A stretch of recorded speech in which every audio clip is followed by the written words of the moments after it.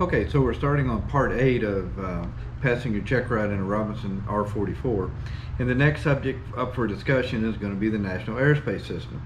The National Airspace System, it can seem quite complicated when you first start studying it, but it's actually fairly simple if you approach it in the correct order. All right?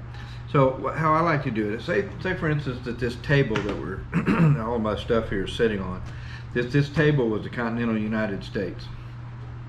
Well, if we went for the first 700 feet in the magenta shaded areas on the map and 1,200 feet for the blue shaded areas on the map, that would be Class G airspace. And Class G airspace is uncontrolled airspace, okay? And we'll talk more about the controlled versus uncontrolled here in just a bit. But Class G airspace would be the first 700 or 1,200 feet above the ground.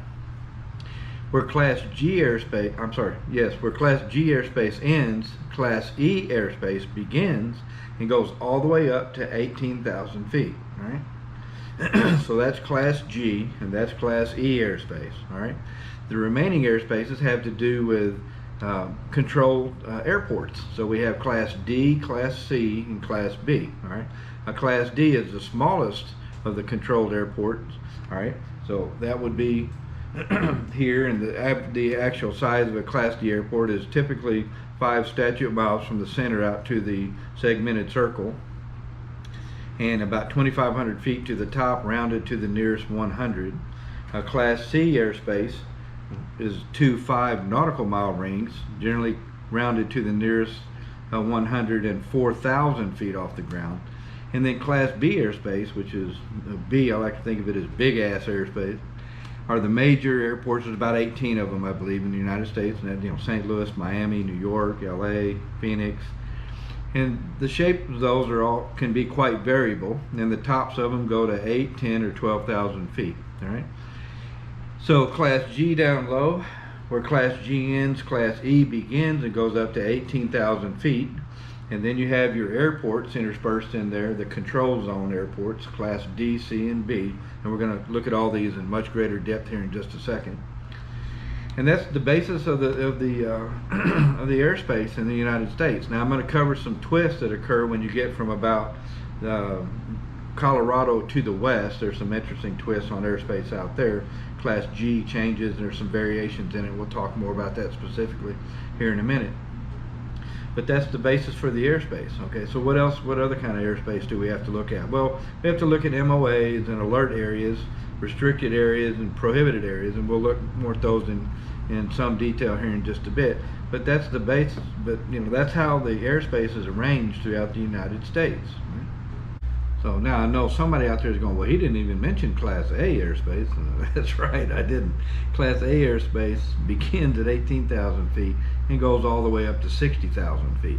If you go above 60,000 feet, you get to wear astronaut wings. But I'm not going to talk about Class A airspace. We're in helicopters. Generally, you're not going to be operating above 18,000 feet in helicopters much, okay? Okay, so primarily you're going to need to be able to identify each of the different airspaces on a sectional. And at one point the DPE is likely just going to start, put his ink pen someplace on the map and say, okay, I'm at this altitude, 300 feet above the ground, or I'm at 3,000 feet above the ground. What airspace am I in? So primarily you need to be able to first be able to identify which airspace that you're actually in looking at the sectional. All right? And then in addition to that, and very specifically what they're going to be asking you questions about, and I'll just read it right off here. They want you to know the basic VFR weather minimums for all the different airspace, the airspace classes, their operating rules, pilot certification, and helicopter equipment requirements for each of the airspace. And we're saying helicopter equipment requirements, we're speaking specifically to, do you need a radio or not? Do you need a Mode C transponder or not? And do you need ADS-B out or not? And we'll look specifically at each of those now. Okay, again, the first thing you want to do is be able to identify the airspace on the sectional. So let's just have a little practice at that here. We'll go over each of the different airspaces. So I've got AirNav pulled up here, and I've got a sectional pulled up. So we're going to start with Class G airspace. And again, inside the magenta shaded areas like here at Cairo, up here at Fredericktown, Any of these magenta shaded areas here from the surface to 700 feet is Class G airspace. Where Class G ends, Class E begins. So right here, Class E airspace begins at 700. G ends at 700 and Class E begins at 700, right? And the same is true for all of these magenta shaded areas here. All right, if we're out here in this area, it's actually shaded blue. You don't realize it, but it is actually shaded blue. And so out in this area, Class G airspace goes from the surface up to 1,200 feet above the ground, right? So if he picks the space out in here, and then he puts his ink pen right here, and he says, okay, I'm at 300 feet in the air. What airspace am I in right here? That would be Class G airspace, because we're less than 1,200 feet above the ground. If you use the same place and he said, okay, now I'm 2,000 feet above the ground here at the same position here, what airspace am I in now? Then that obviously would be Class E Echo airspace here. And again, Echo's airspace goes for all the way up from 1,200 feet above the ground all the way to 18,000 feet. All right, so that's Class G and E. Now let's look at each of the airports. How about a Class D Delta airport? Here's one right here. Cape Girardeau. All right, so it's got a blue, the airport insignia is blue, indicating that it's a controlled airport, and it has a blue segmented circle around it. All right, how big is a Class D airport? Usually from the center of the D out to the segmented circle is 5 statute miles, which is the same thing as 4.4 nautical miles. And then if you look, there's usually a square right here, and the inside of that square there's a 28, and that indicates the top of the Class Delta in MSL. And how they get that, if you look, the field elevation over here is 342 feet. They added 2,500 to this 342 and got 2,842, just rounded down to 2,800. And so that's the top of the Delta, is right at 2,800. Right? Here's another Delta airspace right here at Paducah. All right, so here's it's blue insignia, so you know it's a controlled airport.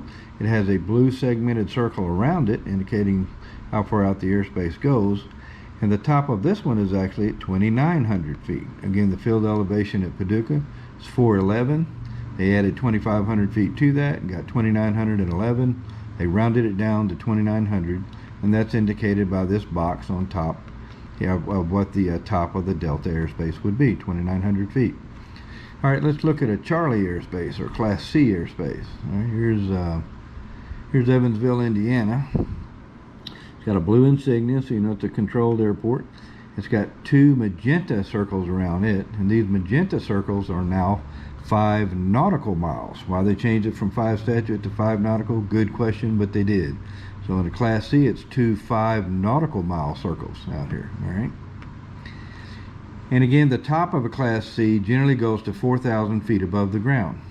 And if we look here, Evansville Regional, the field elevation, this one kind of violates the rule a little bit. Let's see here where we're at.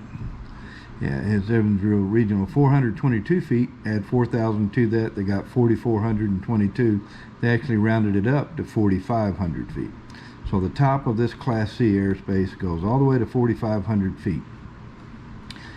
The outer ring is sometimes called the shelf area, and the shelf area typically starts at 1,200 feet above the ground or higher. All right. Sometimes it's going to be a little bit higher based on geography. If there's some hills, or there's towers, that sort of thing. It may start more than 1,200 feet above the ground, but typically it starts right at 1,200 feet AGL. All right. So that's a Class C. All right. Let's look at a Class B. We'll go over here to St. Louis here. So here's a rather typical appearing Class B airspace. It's a series of multiple rings that can be variable in size, anywhere from just 4 or 5 nautical miles up to 10 or 15. Here in the good old Midwest, where things are flat, it's generally a series of circles. All right. So again, you've got a blue airport insignia surrounded by a series of circles. You go out different places like Los Angeles. Los Angeles, the Class B airspace, it's kind of a series of rectangles, because the Class B airspace is located in between 2 mountain ranges that run sort of east-west, and so it's a series of rectangles more than circles. So it can be highly variable in shape based on the geography. All right. So you want to be sure you can identify each of those airspaces on the sectional. Okay, so let's start with Class G airspace, and we're going to talk about the basic weather minimums and what, if any, equipment, special equipment that you need to have on board the helicopter. So in Class G airspace, during the day, the basic weather minimums are 1/2 mile visibility and clear of clouds. And by the way, for those of you again that like to cite FARs, the basic VFR minimums are contained within FAR.155. Take a look at that if you want to. You'll notice that helicopters, again, during the day, basic VFR Class G airspace for a helicopter during the day is 1/2 mile visibility and clear of clouds. And at night, that increases to 1 mile visibility and clear of clouds. Okay.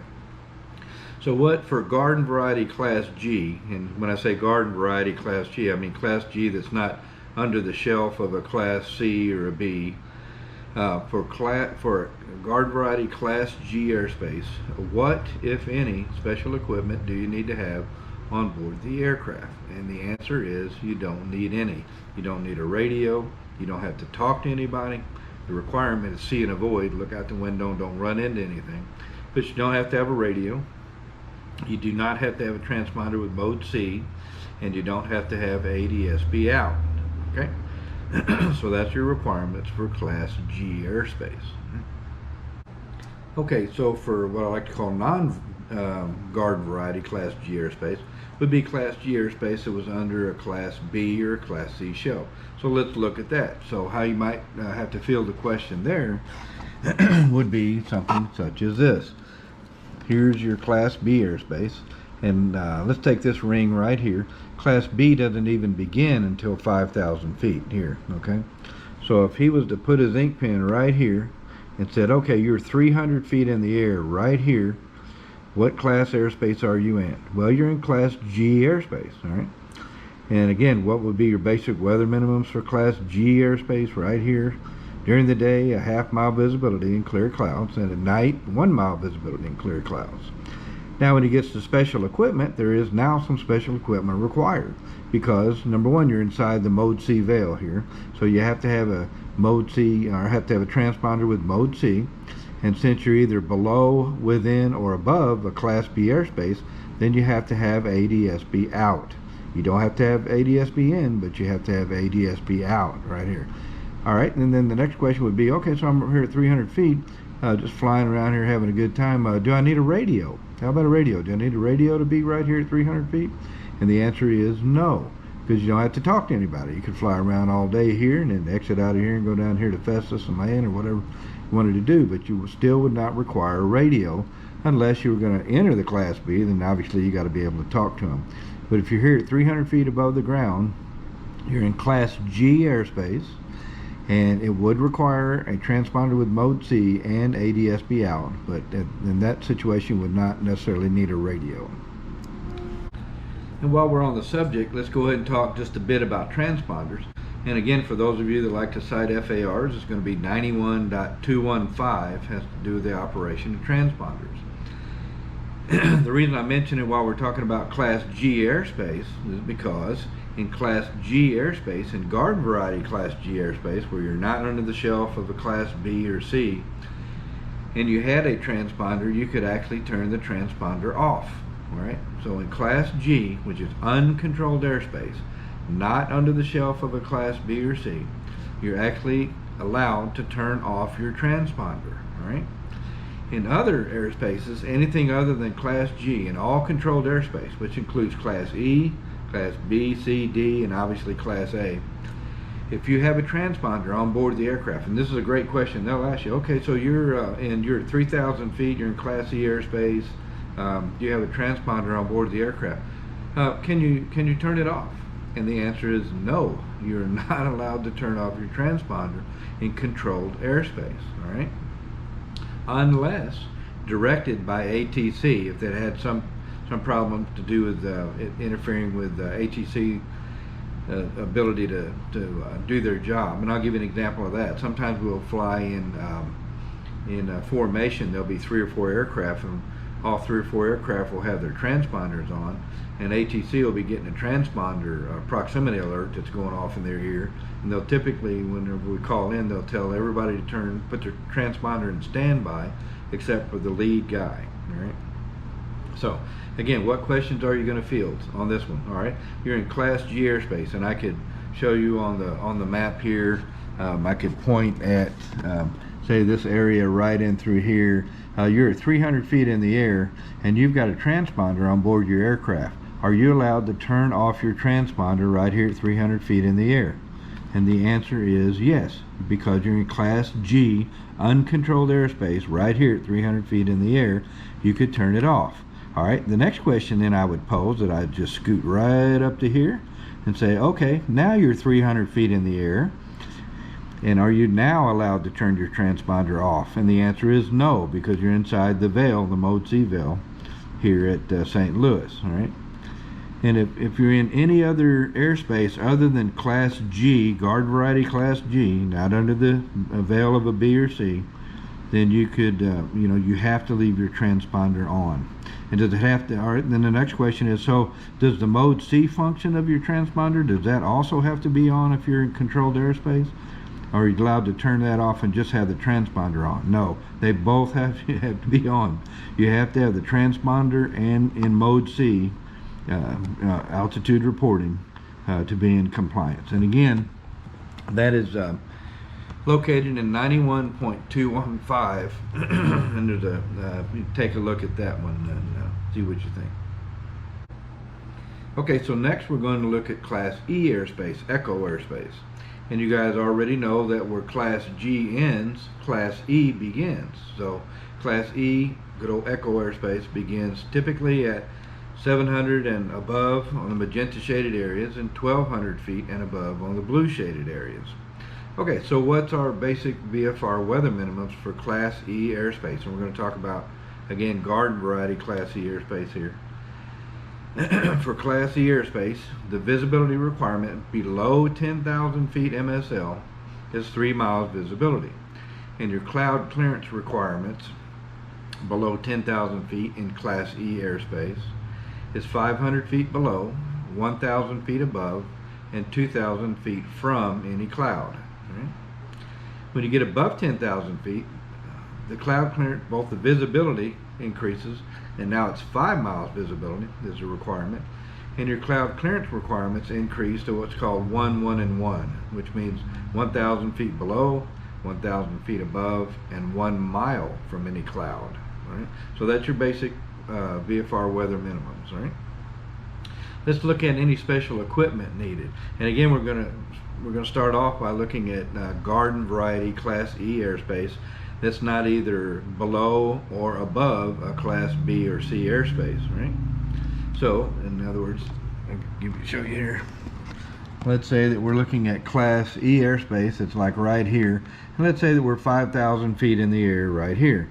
Well, that's obviously going to be Class E airspace. So the question comes, in this Class E airspace right here at 5,000 feet, do you need any special equipment at all? Do you need a radio? No, you don't. Do you need a transponder? Nope. Do you need ADS-B out? No. So in guard variety Class E airspace right here, 5,000 feet, you do not need any special equipment. You don't need a radio, you don't need a transponder, you don't need ADS-B out. Okay, that changes if I was just to slide my ink pen up to here. So we were here at 5,000 feet right here, and that was Class E airspace, garden variety Class E airspace, didn't need any special equipment. Now what if I slide my ink pen up to here and I go, okay, now I'm at 5,000 feet in the air right here.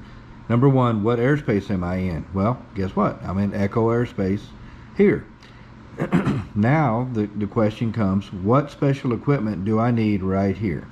Do you need a radio to be right here at 5,000 feet in the air? And the answer is no. You don't have to talk to anybody to be right here at 5,000 feet, and a radio is not required. How about a transponder with Mode C? Well, you're within the veil of the Mode C here again, so you've got to have a transponder. And how about ADS-B out? Yes, well, you're again there where your ADS-B out is required. So right here, again, down here we didn't need any special equipment in Class E airspace. Up here, 5,000 feet, Class C airspace, we still don't need a radio, but we have to have a transponder with mode C and ADS-B out. And you know, I could pose that same question several different ways, but let's say that we're right here, all right, and we're at 10,000 feet in the air. Well, let's make it 9,000 feet. Not quite sure why you'd want to be 9,000 feet in the air in a helicopter, but you're 9,000 feet in the air here over the top of St. Louis. Well, guess what? The top of their Class B ends at 8,000, right? So we're up here at 9,000 feet, and the question comes here, what airspace are you in at 9,000 feet right here over the center of St. Louis? And the answer is you're in Class E, Class Echo airspace, all right? All right, how about what special equipment do you need? Well, guess what? You still don't need a radio. And how about a transponder and ADS-B out? So yes, you still have to have a transponder and mode C and ADS-B out here. Right? I could also pose a question concerning Class E airspace, about the Class E airspace around a Class C airport. So let's say that I put my ink pen right here. Let's see here. Let's go here. Well, I'm right here in the center of this airspace, but I'm at 5,000 feet MSL. So question number one, what airspace am I in at 5,000 feet MSL, right here where I have my ink pen? Well, the top of the C ends at 4,800, and we're at 5,000. So we're out of the C, and we're into Class E Echo airspace. Then the next question would be, what equipment is required to be at 5,000 feet right here? Do you need a radio? No, you do not need a radio. You don't need to talk to anybody because you're not within the Class C. How about transponder with mode C? Yes, that is required, and also ADS-B out would be required because you're either below, within, or above a Class C, then ADS-B out is required. Okay, so I'd like to show you something where Class E, since we're talking about Echo airspace, where Class E Echo airspace can go all the way to the ground. Let me show you what I'm talking about here. Alright, so if we look at the airports here, let's take for instance Sullivan Regional Airport here. This is a magenta shaded area. It's an uncontrolled airport. Class G airspace goes from the surface to 700, then from 700 above the ground up to 18,000, that's Class E airspace. Alright, now notice the difference between Sullivan here and Rolla right here. Notice that there's a segmented circle. Well, it's got a little keyway here as well, but there's a segmented circle here around this airport. And what that means is within that segmented circle, then Class E airspace goes all the way to the surface. All right. Why is that important? That's very important because Class E airspace is controlled airspace, right? Controlled airspace. And to be in controlled airspace under IFR conditions, you must either be on an IFR flight plan or have special VFR clearance to be within controlled airspace during IFR conditions. So let's look at an example of this. Let's say that the weather is 900 foot ceilings and 10 miles visibility. Well, 900 foot ceilings constitutes IFR conditions, all right? 10 miles visibility is good. And you know, it's not much of a challenge to fly around at 900 feet in a helicopter with 10 miles visibility, all right? However, to go into this airport and to get, say you want to fly into here and you want to get fuel, and then you're out here 10 miles outside of the airport, 900 foot ceilings and 10 miles visibility. Well, guess what? To enter this airspace, which is Class E airspace, you have to have a special VFR clearance to enter this airspace, all right? Let's talk just a little bit about special VFR clearance. Well, guess what? This is an untowered airport. Untowered airport. So how would you get your special VFR clearance coming into this Class E airspace? And we'll talk more specifically about special VFR here in just a minute, but I'll just go ahead and cover it right now. Well, you look for the nearest VOR is the easiest way. Well, guess what? Here's a VOR right here. And here's the name of the VOR. It's Vichy. Here's a frequency right above it, 122.35. I'll upsize that just a bit. So 122.35, and you could call on that frequency, 122.35. You'd be talking to Columbia Radio, Columbia Flight Service here, and you could request a special VFR clearance into Rolla here. How that would go? You're out here 10 to the south. You just call them on 122.35.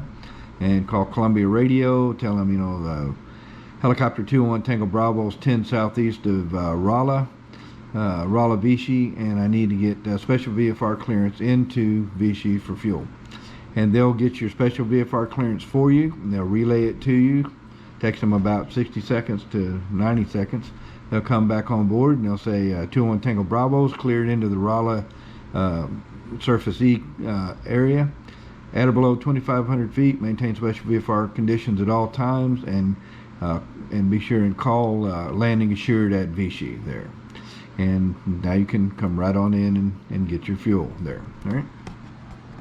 Now, a lot of people, what I just discussed with you is probably the most violated rule in aviation. A lot of people don't realize that segmented circle around there means that is Class E surface area all the way to the ground. And if it's IFR conditions, even if it's just a little bit IFR, you got 900-foot ceilings and 10-mile visibility, you still need a special VFR clearance to be flying into and out of there.